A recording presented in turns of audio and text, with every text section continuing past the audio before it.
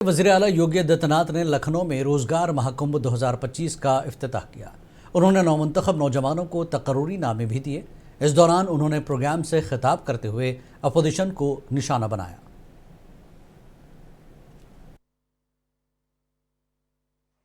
पिछले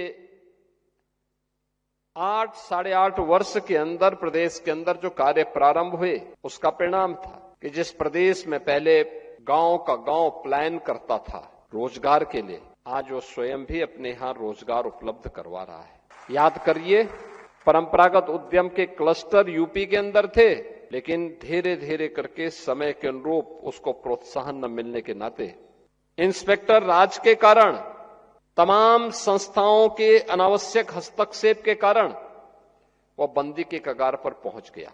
2017 में जब हम लोग आए थे, हम लोगों ने फिर से उन संस्थाओं को देखा। प्रत्येक जनपद के लिए एक जनपद एक उत्पाद, यानी 1 डिस्ट्रिक्ट 1 प्रोडक्ट की एक नई स्कीम को आगे बढ़ाया। आज परिणाम है कि 1